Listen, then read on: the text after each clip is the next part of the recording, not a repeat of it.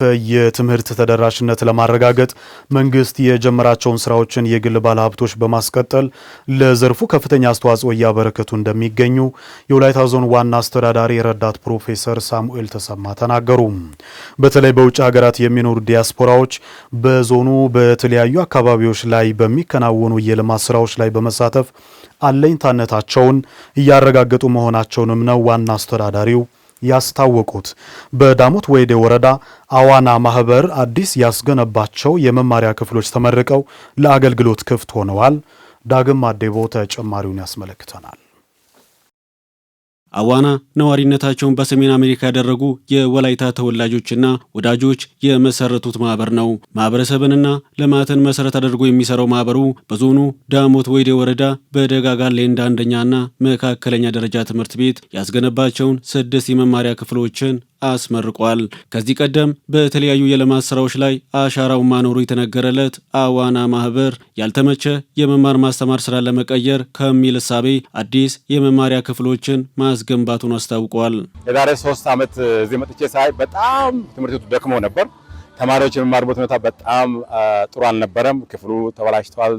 በዚህም ቀዳዳ አለበት፣ አይጦች ይገቡበታልና ይህ በጣም አሳዛኝ ሁኔታ ነበርና እንዴት አድርገን እንደምናስተካክል በተለያዩ ሁኔታ ከተለያዩ ጓደኞች ጋር ስናገር ነበርኩኝ። መጨረሻ ላይ እግዚአብሔር ረድቶን ዘንድሮ ይሄን ትምህርት ቤት ይሄ እድሳት አይደለም አጠቃላይ ሙሉ ለውጥ ነው ያደረግነው እና በአሁኑ ሰዓት የምታዩትን 6 ክፍል በተሻለ ሁኔታ አንጸን ለትምህርት ምቹ ሁኔታ እንዲሆን አድርገናል። አዲስ የመማሪያ ክፍሎችን መርቆ የከፈቱት የዞኑ ዋና አስተዳዳሪ ረዳት ፕሮፌሰር ሳሙኤል ተሰማ ጥራት ያለው ትምህርት ለህብረተሰቡ ተደራሽ እንዲሆን በተለይ የዲያስፖራው ማህበረሰብ ክፍል ተሳትፎ ከፍተኛ መሆኑን ይናገራሉ። ያረጁ የደከሙ ትምህርት ቤቶችን በአዲስ መልክ ጠግኖ ለስራ ማብቃት፣ አዲስ ክፍሎችን መገንባትና አሁን በተቀመጠው ስታንዳርድ መሰረት በአንድ ክፍል ውስጥ 40 ተማሪዎች መቀመጥ እንዳለባቸው የተቀመጠውን ስታንዳርድ የሚያሟላ ትምህርት ቤት ግንባታ ስለሆነ ይሄ ትምህርት ጥራትን ከማሻሻል አንጻር መንግስት የጀመራቸውን የትምህርት ልማት ስራዎችን በተለይም የትምህርት ስብራትን ለመጠገን የተወሰደውን እርምጃ የሚደግፍ እና ለዛ ከፍተኛ አስተዋጽኦ የሚያደርግ በመሆኑ እጅግ በጣም ደስ የሚል ነገር ነው። አዲስ የመማሪያ ክፍሎችን ግንባታ ለማጠናቀቅ የአካባቢው ማህበረሰብ ከፍተኛ ዋጋ ከፍለዋል። እነሱ ጭቃ ሲያቦኩ እኛ ደግሞ ውሃ ስናቀርብ ድንጋይ ድራሊቁን እነሱ ሲያነሱ እኛ ደግሞ ትናንሹን እያነሳን ብዙ ለኛ ነው ብለን ጥቅማው ለኛ ስለሆነ ለኛ በጣም በደስታ ሰርተናል። ድካምም አልተሰማንም።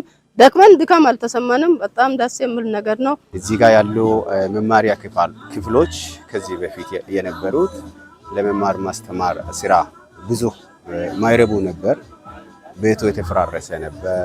መስኮቶቹ፣ በሮቹ የሌሉ ነበር። በአርሶ አደር ድጋፍ ብቻ የተገነቡ ነበር። ከዛ በኋላ በአጋጣሚ የአካባቢ ተወላጆች በአገር ውስጥና አገር ውጭ ያሉ ግለሰቦች ተባብረው ይህንን የሚመስል 6 መማሪያ ክፍሎችን እና በመማሪያ ክፍሎች ደግሞ የተማሪ መቀመጫዎችን ድጋፍ አድርጓል። ነገር ግን የትምህርት መርጃ ቁሳቁሶችና ሌሎች አስፈላጊ ግብዓቶችን ለማሟላት ከአጋር ተቋማት ተጨማሪ ድጋፍ እንደሚያስፈልግ የዳሞት ወይዴ ወረዳ ዋና አስተዳዳሪ አቶ ተክሌ ቶማ ይናገራሉ። ህዝቡ ለመተባበር ዝግጁ ነው። ለሁለተኛ ትምህርት ቤት ለመክፈትም ሁለተኛ ደረጃ ትምህርት ቤትን ለመክፈትም የአዋናም የሌሎች ዲያስፖራ አባላትም የወላይታ ዞን አስተዳደርም ሌሎች በበጎ በትምህርት ዘርፍ የተሳተፉ አካላት ትብብርን ይጠይቃል።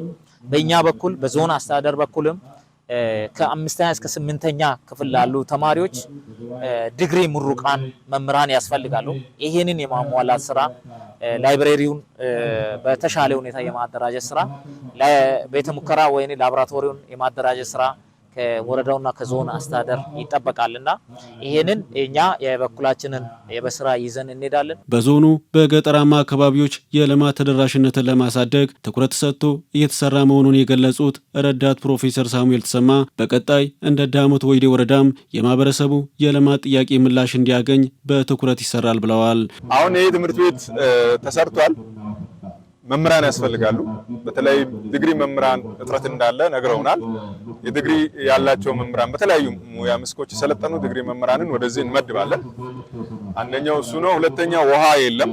እዚህ ተማሪዎች ውሃ እንዲጠጡ ለማድረግ የተለያዩ ፕሮጀክቶችን ቀርጸን ይሄ አካባቢ ውሃ እንዲያገኙ የመስራት ስራ አጠናክረን እንቀጥላለን። አስገብተን ውሃው እዚህ ልጆች እስኪጠጡ ድረስ ከሚመለከታቸው አካላት ጋር እንደ ዞን መንግስትም የሚያስፈልገውን ድጋፍ አድርገን ውሃ የሚያገኝበት ሁኔታ እናስባለን።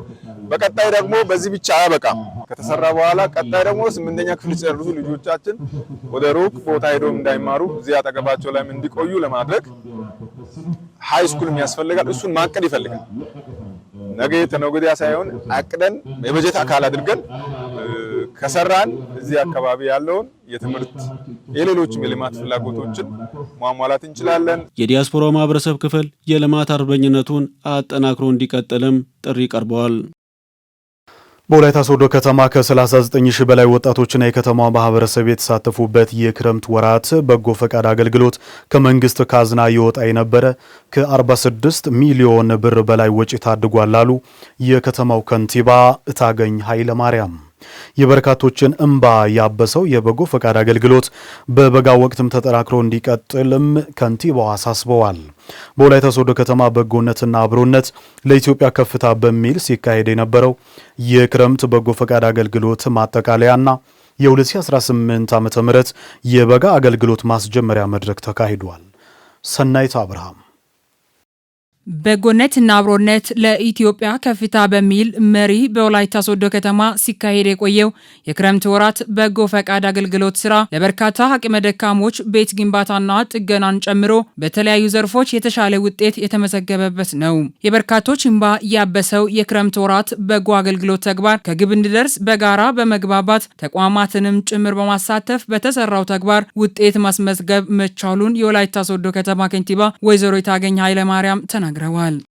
የጋራ መግባባት ፈጥረን ሁሉም የራሱን ድርሻ ወስዶ አስተዋጽኦ እንዲያበረክት ነበረ ጥያቄ ሲቀርብ የነበረው። በዚህም ተቋማት፣ ግለሰቦች፣ የንግዱ ማህበረሰብ ትልልቅ በከተማችን ያሉ ዲስትሪክት የሆኑ ተቋማትን ጨምሮ ግለሰቦችንም ጨምሮ ብዙ ጥያቄዎችን መልስ ሲሰጥበት የነበረ ነው። የአረጋውያንን አቅመ ደካማ የሆኑ ቤት ግንባታን በተመለከተ ከ189 በላይ የሆኑ አዲስ ቤት ግንባታ የተደረገበት ከ55 በላይ ጥገና የተደረገበት እጅግ በጣም የብዙዎችን እንባ ያበሰ ፈጣሪን ያመሰገኑበት፣ አንዳንዶቹ እግዚአብሔር ራሱ ተራምዶ ቤቴ ነው የመጣው በሚል መልኩ ፈጣሪን ያመሰገኑበት፣ ይሄን ደግሞ ከማየት በላይ ደግሞ የሚያስደስት ነገር የለም የሚል ነገር ነው ያለ። ከ39 ሺህ በላይ ወጣቶችንና የከተማውን ማህበረሰብ ባሳተፈው የበጎ ፈቃድ አገልግሎት ከመንግስት ካዝና ይወጣ የነበረውን ከ46 ሚሊዮን ብር በላይ ገንዘብ ማዳን መቻሉን የወላይታ ሶዶ ከተማ ወጣቶችና ስፖርት መምሪያ ኃላፊ አቶ ታሪኩ ለማ ገልጸዋል። በቁጥር ወደ 39 ሺህ በላይ ወጣት ለማሳተፍ ነው ያቀድነው። ነገር ግን በድምሩ ከ40 ሺህ በላይ ወጣት ለማሳተፍ እንዲሁም ደግሞ 130 ሺህ የሚሆን የህብረተሰብ ክፍል ተጠቃሚ ለማድረግ እቅድ ላይ ነበረ። ነገር ግን በአፈጻጸማችን ከ140 ሺህ በላይ የህብረተሰብ ክፍሎች ተጠቃሚ እንዲሆኑ በተለያዩ መስኮች አድርገናል። በሌላ በኩል ደግሞ ከመንግስት ካዝና ይወጣ የነበረውን ወጪ ለማዳን 43 ሚሊዮን ብር ለማዳን ነበር የታቀደው። አሁን በሰራነው ወይም በክንውን ደረጃ ከ46 ሚሊዮን ብር በላይ ወጪ ከመንግስት ካዝና ይወጣ የነበረውን ለማዳን ተችሏል። በመድረኩ የተገኙ ተሳታፊዎች በክረምት በጎ ፈቃድ አገልግሎት ስራ አቅመ ደካማ የሆኑ የማህበረሰብ ክፍሎችን መደገፍ ብቻ ሳይሆን በአረንጓዴ አሻራና በሌሎች በተለያዩ ዘርፎች የተሰራውን ስራ ክትትል ማድረግ ያስፈልጋል ብለዋል። ስለ በጎነት ሲወሳ እኔ አንዳንዴ ወቅቱን ጠብቆ አይደለም መሰራት ያለበት። መሰረታዊ ችግር ያለባቸው የህብረተሰብ ክፍሎችን ሁሌም መታገዝ የሚያስፈልጋቸው የህብረተሰብ በቋሚነት ነው ልናገዛቸው የሚገባው። ያሉበትን አስከፊ ህይወት እናይና በዓልንና አውደ ዓመትን እየጠበቅን ነው። እነዚህን ሰዎች የሃይማኖት ተቋማትም ሆነ የትኛውም 2,084,000 ችግኝ ተተከለ የተባለው እንክብካቤ ካልተደረገ ስሌቱን ብቻ ይዘን መቀመጥ ለኛ ለአካባቢያችን ጠቃሚ ስላይደለ የተተከለው 2,084,000 ችግኝ እንክብካቤ ማድረግ ነው ተብሎ እቅድ አልተያዘም። የክረምት በጎ አገልግሎት ስራ በሚቀጥለው ጊዜያትም ትላልቅ ተቋማትን በማሳተፍ እንደሚሰራ የተገለጸ ሲሆን አፈጻጸሙ ያለበትን ደረጃ በየጊዜው መከታተል እንደሚገባም ተመላክቷል። በባንክ ደረጃ አዲስ አበባ ላይ ምን አይነት ስራዎችን እንደሚሰራ እናውቃለን። ቴሌ ምን አይነት ስራዎችን እንደሚሰራ እናውቃለን። በዛ ደረጃ ልክ እንደ ኮንዶሚኒየም ያለቀለትና ደረጃውን የጠበቀ ከፍ ባለ መልኩ መስራት ባይቻል እንኳን እነዚህ ተቋማት እስካሁን ላበረከቱ አስተዋጽኦ እጅግ በጣም አድርጌ እያመሰገንኩ አንድ ቤት ሁለት ቤት መጠገን፣ አንድ ቤት ሁለት ቤት መስራት ብቻም ሳይሆን ከፍ ባለ መልኩ ራሳችንን በአስተዋጽኦአችን ልክ ድጋፎቹ ተጠናክረው ሊቀጥሉ ይገባል። ከተባበርን የምታይ ነገር ማድረግ ይቻላል። ባለሀብቶችን አሳትፋችሁ ችግርተኞችን እንዲያግዙ ማድረግ አለባቸው ተባለ እንደነበረ እንወስዳለን። በእርግጥ በራሳቸውም ተነሳሽነት እየሰሩ ነው። እኛም ቀረብ ብለን የእቅዳችን አካል አድርገን ትላልቅ ባለሀብቶች አሉ ኤክስ ዋይ ሳንል ቤታቸውን ድረስ መሄድ ካለብን ሰው ማገዝ፣ ሰው ወዶ መለወጥ እያንዳንዱ ግለሰብ ሲለወጥ ነው ድምር ውጤት ነው። ከዚህ አንጻር የተሰጡ ነገሮችን እንደነበረ የምንወስድ ነው የሚሆነው። እያንዳንዱ ስራዎችን ከአረጋውያን ቤት ጀምሮ ከችግኝ ተከላ 2 የተባለው እንክብካቤውን እንደነበረ እንወስዳለን። ጋሽ ያሉትን የተሰሩ ስራዎችን ወርደን ከመደገፍ አኳያ አሁን አንዳንድ ቦታ ላይ በዚህ በ3 ወራት ላይ ተሰርቶ ያላለቁ ቤቶች አሉ። ቆርቆሮ ብቻ ወጥቶ ያላለቁ ቤቶችም ጭምር ከመጨረስ አኳያ ክትትል ስራዎች በጣም በእያንዳንዱ ቀበሌ ላይ ክትትል ስራዎችን ማጠናከር አለብን የሚለው ነገር ቢያስሩ። በመርሃ ግብሩ ማጠቃለያ በክረምት በጎ ፈቃድ አገልግሎት ስራ ለተሳተፉ ግለሰቦች፣ ተቋማትና በጎ አድራጎት ማህበራት የምስክር ወረቀትና ዋንጫ ሽልማት ተበርክቶላቸዋል። ከደቡብ ኮሪያ የመጡ ስፔሻሊስት ሐኪሞች በወላይታ ዞን ገሱባ የመጀመሪያ ደረጃ ሆስፒታል የጥርስና የነርቭ ሕክምናን ያካተተ ነፃ የሕክምና አገልግሎት እየሰጡ ነው። በሰሜንና ደቡብ ኮሪያ እርስ በርስ ጦርነት ወቅት ወታደሮችን በመላክ ታላቅ ገድል የፈጸሙ ኢትዮጵያውያንን በልማት ስራዎች በነፃ ማገልገል ግዴታችን ነው ሲሉ የኮሪያ ዜግነት ያላቸው ስፔሻሊስት ሐኪሞች ተናግረዋል። ነፃ የሕክምና አገልግሎት ከፍሎ መታከም ለማይችሉ የማህበረሰብ ክፍሎች ምቹ አጋጣሚ የፈጠረ ነው ያሉት የገሱባ ከተማ ከንቲባ አቶ ደጉ ደሳለኝ ሁሉም ዜጎች የአገልግሎቱ ተጠቃሚ እንዲሆኑም ጥሪ አቅርበዋል። ጥንቅሩ በታረቀኝ ተስፋዬ ነው የተሰናዳው። አቅራቢው ደግሞ ውብሸት ጳውሎስ ነው።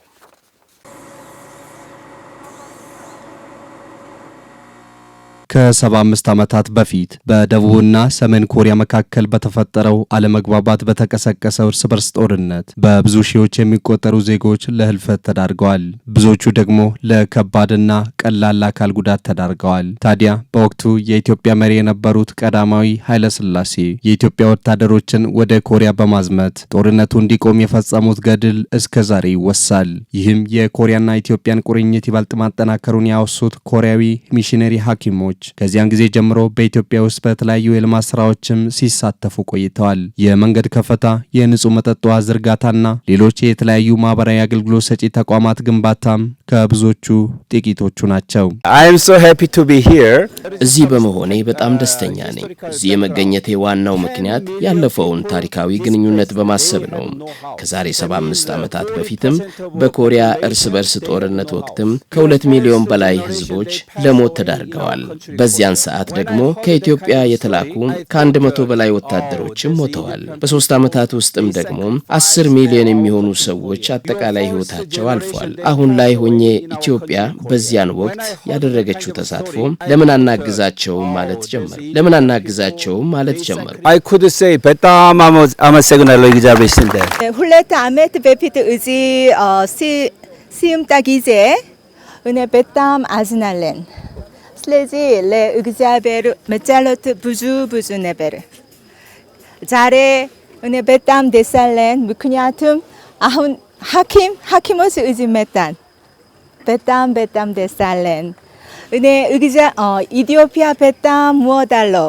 ከሰሞኑን ከ20 በላይ አባላትን የያዘው ኮሪያዊን ሚሽነሪ ሐኪሞች በወላይታ ዞን ገሱባ ከተማና አካባቢዋ ለማህበረሰቡ ነጻ የጥርስ ሕክምናን ጨምሮ የነርቭና ሌሎች የሕክምና አገልግሎቶችንም እንደሚሰጡ የተናገሩት ሚሽነሪ ዶክተር እንድሪያስ በለጠ ይህ ተግባር ለአካባቢው ማህበረሰብ ጤና ጥበቃ የተሻለ አጋጣሚ ነው ብለዋል። ዶክተር ሊ እዛው ኮሪያ ባለበት በራሱ የተለያዩ ቸርቾችን ሄዶ ቀስቅሶ ዶክተሮችን እንደገና ደግሞ መድኃኒት የሚያግዙትን አሁን በዚህ ጉዞ ቢያንስ $200,000 ነው ወጪ የሆነው። $200,000 በቁጥር 23 ሰዎች ናቸው የመጡት።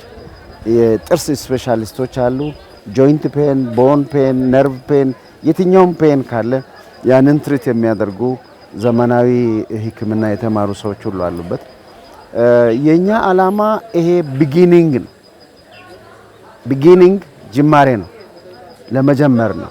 ግን ዋናው ዓላማችን አንደኛ ይሄ ሆስፒታሉ በጥርስ ጉዳይ ብቻ ሳይሆን በሙሉ አካሉ ለዚህ ህዝብ የሚበቃ ነገር እንዲኖረው ነው። የገሱባ የመጀመሪያ ደረጃ ሆስፒታል ለአካባቢው ማህበረሰብ የተለያዩ የህክምና አገልግሎቶችን ሲሰጥ የቆየ ቢሆንም በተለይም የጥርስ ህክምና ባለመኖሩ ከፍሎ መታከም ለማይችሉት ይህ መልካም አጋጣሚ ነው ያሉት የገሱባ ከተማ ከንቲባ አቶ ደጉ ደሳለኝ መሰል ድጋፎች ቀጣይነት እንዲኖራቸው ከማድረግ አኳያ ከኮሪያ ሚሽነሪዎች ጋር ያለውን ግንኙነት ይበልጥ እናጠናክራለን ብለዋል። የዚህ ሆስፒታል ቁልፉ ችግር ምንድነው የሚለውን ነገር በፕሮፖዛል አቅርበናል። የሆስፒታሉ ስራ አስኪያጅም እኔም በአካል በመሄድ ያሉ ችግሮችን ሬዝ አድርገናል።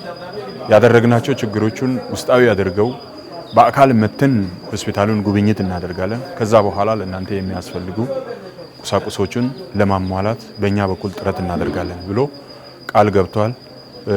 የዳይሬክተሩ ቫይስ ወይ የምክትሉ ባለቤት አሁን ከቲሙ ጋር አንድ ላይ አለች። ችግሮቹን እያየች ነው። ነክሶ የቱ ጋ ነው የመገልገያ መሳሪያ እጥረት ያለው የሚለውን ነገር ካዩ በኋላ ለማኔጅመንት ያቀርባሉ። ማኔጅመንቱ በዳይሬክተር አማካይነት ይመጣና ለሆስፒታል የሚያስፈልጉ ነገሮችን በቅርብ እንደሚያሟሉ ቃል ስለገቡልን እጅግ በጣም ጥሩ አጋጣሚ ነው ብዬ አስባለሁ። በሆስፒታሉ በአንድ ቀን ከ100 በላይ ሰዎች የነጻ ሕክምና አገልግሎት እንደሚያገኙ የተገለጸ ሲሆን የአካባቢው ማህበረሰብም የድሉ ተጠቃሚ እንዲሆኑም ጥሪ ቀርቧል። በመቶዎች የሚቆጠሩ አባቶች፣ እናቶች፣ ህፃናት ጭምር አገልግሎቱን እየተጠቀሙ ነው ያሉት። በተለይ በርካታ ህብረተሰብ በሺዎች የሚቆጠሩ ተመዝግቦ ኮሪያ ከመጡት እንግዶች ዋናው ያለውን የአካባቢ የጤና ችግሮች ምንድናቸው፣ በቀጣይ ደግሞ ሊያግዙ የሚችሉትንም ለማየት ጭምር ነው። አገልግሎት መስጠት ብቻ ሳይሆን ለማየት ጭምር ነው። እዚህ አጋጣሚ ኮሪያ መንግስት በዚህ ሆስፒታል ተገኝተን እኛ እርዳታ እናደርጋለን፣ ጥርስ ምርመራ እናደርጋለን ብሎ ቀጠሮ ሰጥቶ ባሉት ቀጠሮ ቀን መጥቶ እኛ የረዱንና እያዩ እየመረመሩ ያሉ ስለሆነ እጅግ በጣም አዝጌ በከተማው ከንቲባ ስም ከተማውም የመጡት እንግዳዎችም በእግዚአብሔር ስም አመሰግናቸዋለሁ። በነጻ እንድናክምና የጥርስም ሆነ የሌላ በሽታ በሰውነት ያለውን መርምሮ እንዲያውቁና እንዲገለጡ ያደረገ እግዚአብሔር ይመስገን። በጣም እድለኞች ናቸው። ይሄ ደግሞ አይነት በጣም አስፈላጊ ነው።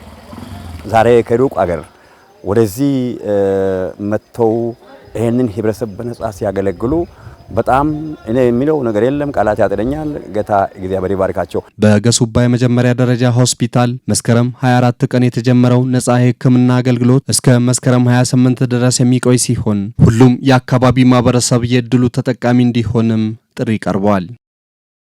ተማሪዎች በመማሪያ ቁሳቁሶች እጦት ከትምህርት ገበታቸው በመራቅ ላላስፈላጊ ስደት እንዳይዳረጉ የመንግስትና መንግስታዊ ያልሆኑ ተቋማት ድጋፍ ሊጠናከር እንደሚገባ ተጠቆመም። ጉድ ሄርትስ ኦርጋናይዜሽን የተሰኘ በጎ አድራጎት ድርጅት በኪንዶ ዲዳይ ወረዳ ለአቅመ ደካማ ተማሪዎች የትምህርት ቁሳቁሶች ድጋፍ አድርጓል። ድጋፉ ተማሪዎች በትምህርታቸው ውጤታማ እንዲሆኑ የሚያግዝ ስለመሆኑ ተገልጿል። ፍሬው ተስፋዬ በዚህ ጉዳይ ላይ ተጨማሪ ይዛለች። ጉድ ሄርትስ ኦርጋናይዜሽን የተሰኘ በጎ አድራጎት ድርጅት በቦሳ ቦርቶ፣ ቦሳ ፊንጫና ዜረዳ ትምህርት ቤቶች ላይ በመገኘት ለአቅመ ደካማ ቤተሰብ ተማሪዎች የትምህርት ቁሳቁስ ድጋፍ አድርጓል። በመርሃ ግብሩ ላይ የተገኙት የድርጅቱ መስራችና አስተባባሪ ወይዘሮ ቅድስት ዳንኤል ሰው ተኮር ተግባርን ዓላማ አድርጎ የሚንቀሳቀስ መሆኑን ጠቅመዋል። ከ100 በላይ ተማሪዎችን መደገፋቸውን ያነሱት ወይዘሮ ቅድስት ይህም በገንዘብ ሲሰላ ከ150 ሺህ ብር በላይ እንደሚያወጣ ተናግረዋል። አንድ ተማሪ ዘንድሮ በትምህርት ዓመት ውስጥ የሚያስፈልገውን በቂ የመማሪያ ደብተርና እስክሪብቶ አድለናል ማለት ነው። ከ100 በላይ ተማሪዎችን ነው ያገዝናቸው። ለሚቀጥለው ደግሞ ሰፊ አድርገን ጉድ ሄርትስ የሚባል ድርጅት ይዘን ያንን በቀረጽነው መሰረት ደግሞ በተለያዩ ነገሮች ሰዎችን እንዴት ማገዝ እንደምንችል ሰርተን እየመጣን ነው። ሴቶችንም እያገዝን ነው። አሁን ዛሬ ግን ደግሞ በ3 ትምህርት ቤቶች ቦሳ ቦርቶ፣ ዜረዳና ፊንጫ ትምህርት ቤትን ያሉ ተማሪዎችን ከ100 በላይ ተማሪዎችን ለነሱ የትምህርት ቁሳቁሶችን እያደልን ነው ያለነው ማለት ነው። በዛሬው ዕለት ያወጣ ነው ለዚህ መተን ይሄንን ለማደልና ነገሮችን ለመግዛት እስከ 200 ሺህ ብር የሚደርስ ገንዘብ አውጥተን ነው የመጣ ነው። አባታቸው አቶ ዳንኤል ገታ የተማሩበትን ትምህርት ቤት መልሶ ለማልማትና ተማሪዎች ትምህርታቸውን በትኩረት እንዲከታተሉ ግብአቶችን ለማሟላት ታስበው መሆኑንም ተናግረዋል። ዛሬ ያደረገው ድጋፍ ጅምር መሆኑን ያነሱት ወይዘሮ ቅድስት በቀጣይ ጊዜያት ደግሞ በተለይም የትምህርት ቁሳቁስ፣ የተማሪ ንጽህና መጠበቂያ፣ የትምህርት ቤት ጥገናና ሌሎች ግብአቶችንም ድጋፍ እንደሚያደርጉ ገልጸዋል። ለሚቀጥለው ደግሞ ሰፊ አድርገን ጉድ ሄርትስ የሚባል ድርጅት ይዘን ያንን በቀረጽነው መሰረት ደግሞ በተለያዩ ነገሮች ሰዎችን እንዴት ማገዝ እንደምንችል ሰርተን እየመጣን ነው። ሴቶችንም እያገዝን ነው። ከዚህ የወጣችሁ ወደ ኋላ በመምጣት እዚህ ያለውን የአካባቢውን አቀማመጥ ለትምህርትና ለሰዎቹ ምን ያክል አንዳንድ ችግር የሚሆኑ ነገሮችን እናንተ የወጣችሁትና ያያችሁትን ነገሮችን ሰዎች ፌስ እያደረጉ ያሉትን በተቻለን መጠን ለመቅረፍ እንዲያስችላል እናንተም መለስ ብላችሁ ትምህርት ቤቱ ያለበትን ተማሪዎች ያሉበትን ሁኔታ በማየት የራሳችሁን የድርሻችሁን ብትወጡ የሚለውን ደግሞ መልእክት አስተላልፋለሁ። ዛሬ የመጣ ነው እዚህ አባታችን የተማረበት ትምህርት ቤት ስለሆነ በኪንዶ ዲዳይ ወረዳ ያሉ 3 ትምህርት ቤቶችን ተማሪዎችን ደብተርና እስክሪብቶ ለነሱ የሚያስፈልጉ ነገሮችን ለማገዝ ነው የመጣ ነው። አሁን ይሄ እንደ ጅማሬ ሆኖ በዳንኤል ቤተሰብ ሆነን ነው የመጣ ነው። ከዛ ቀጥሎ ደግሞ ጉድ ሄርትስ ከሚባል ድርጅት ጋር በመሆን ሌላም ሰፊ ስራዎችን ለመስራት አሳባለን። ድጋፉ ተማሪዎች ከትምህርት ገበታ ወጥቶ ላላስፈላጊ ስደትና ፍልሰት እንዳይዳረጉ ጉልህ አስተዋጽኦ የሚያበረክት መሆኑን የጠቆሙት የትምህርት ቤቶች ርዕሰ መምህራን ዛሬ ለተደረገው ድጋፍ አመስግኖ በትምህርት ቤቶች ላይ የሚስተዋለውን የመጠለያና ሌሎች ችግሮችንም ለመቅረፍ ድርጅቱ ድጋፍ እንዲያደርግ ጠይቀዋል። ቻችን ትምህርት ፍላጎት ያላቸው ትምህርታቸውን አቋርጦ ወደ ቤት እንዳይመለሱ ወይም ከትምህርት ገበታ ውጪ እንዳይሆኑ ድርጅቱ ከራሱ የሚፈልገውን አስተዋጽኦ አድርጎ ተማሪዎቻችን ወደ ትምህርት ገበታ እንዲመለሱ የማድረግ ስራ መስራቱ እንደ ትምህርት ቤት ርዕሰ መምህር ወይም እንደ ትምህርት ማህበረሰብ እጅግ በጣም ደስ ብሎኛል። ይህ ስራ ደግሞ ቀጣይነት ያለው ስራ መሆን እንዳለበት በትምህርት ቤታችን ስም ለማሳሰብ ፈልጋለሁ። ለተሰራው ስራ እጅግ በጣም ደስ ብሎኛል። አመሰግናለሁ። መጥቶ ለተማሪ በቂ ደብተርና እስክሪብቶ በመስጠቱን በእግዚአብሔር ስም፣ በወላጅ ስም፣ በህዝብ ስም፣ በትምህርት ቤት ስም ለማመስገን እፈልጋለሁ። ከዚህ በኋላ ለትምህርት ቤቱ የመምህራን ማጠለያ ችግሮችን፣ የመማሪያ ክፍል እጥረትን፣ የቢሮዎች እጥረትን፣ ጥራት ያለው የትምህርት ሁኔታ ለማሟላት ማቴሪያል ከዚህ በኋላ በቂ ነገር ይዘን ለማምጣት ይህን የመጀመሪያ ለማየት የመጡ ስለሆነ ቀጣይ ብዙ ነገር ለመስራት ቃል የገቡ ስለሆነ በትምህርት ቤቱ ስምና በማህበረሰቡ ስም ለማስመስገን እፈልጋለሁ። ድጋፍ የተደረገላቸው ተማሪዎችም ያገኙት ድጋፍ በትምህርታቸው ውጤታማ እንዲሆኑ የሚያግዝ መሆኑን ተናግረዋል። ከዚህ ቀደም ደብተርና እስክሪብቶ አተን ለመማር እየተቸገርን ቆይተናል። ዛሬ ግን ይህንን ድጋፍ በማግኘታችን ደስ ብሎናል። ይሄ ድርጅት 5 እስክሪብቶና 10 ደብተር ድጋፍ በማድረጉ ደስ ብሎናል። ከልብ እናመሰግናለን። ጭሻራ ይሄዲ ሚዳጌታ ከይፔ በወዘናፈ ወዘና ኡፋይቲን ከይፔ ጋላቶስ ቶፕ ሚዳጋኑ አሳሳ አቋዳሳት ከችግር የተነሳ ከዚህ አካባቢ ወደ አዲስ አበባና ሌሎች ከተሞች በመሄድ ሊስትሮና ሌሎች ስራዎችን እየሰራን ትምህርታችንም አንማርም ነበር። ዛሬ ግን ይህንን ድጋፍ በማግኘታችን ትምህርት እንድንማር ስለሚረዳን መልካም ነው።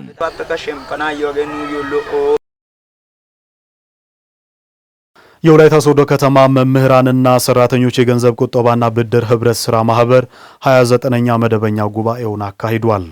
ማህበሩ ያመቻቸው የአጭርና የረጅም ጊዜ ብድር አገልግሎት ለተለያዩ ማህበራዊና ኢኮኖሚያዊ ችግሮች ደርሶልናል ባይ ናቸው የማህበሩ አባላት። ጉባኤውን የታደመው ማሩ ሞላ ተከታዩን አሰናድቷል።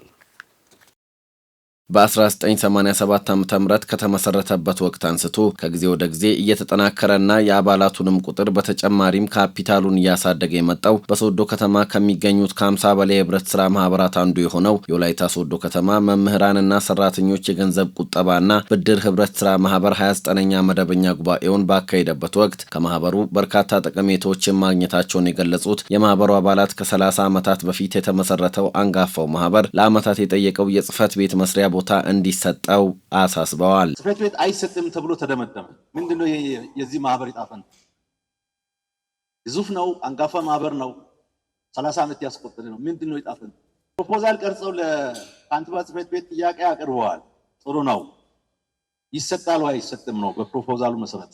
ከ80 እስከ 150 ወይም 200 ካሬ ሊሆን ይችላል ፊት ለፊት ላይ በመገንባት አይደለም የራሱን ጽህፈት ቤት የስልጠና ማዕከሉንም ጭምር ሌሎች ኢድመልኩን ቀለም እየቀባ ገንዘብ ማተም የሚችልበት ህንጻ ማይገነባው ለምንድን ነው? ቅድሚያ ወለዱ በሙሉ ተባዝቶ ቅድሚያ ባይወሰድና በየወሩ ከሚከፍለው ክፍያ ጋር በ48 ወር ይሁን በ36 ወር ይሁን ከፍሎ ለመጨረስ የተሰጠው የጊዜ ኢንተርቫል አለ።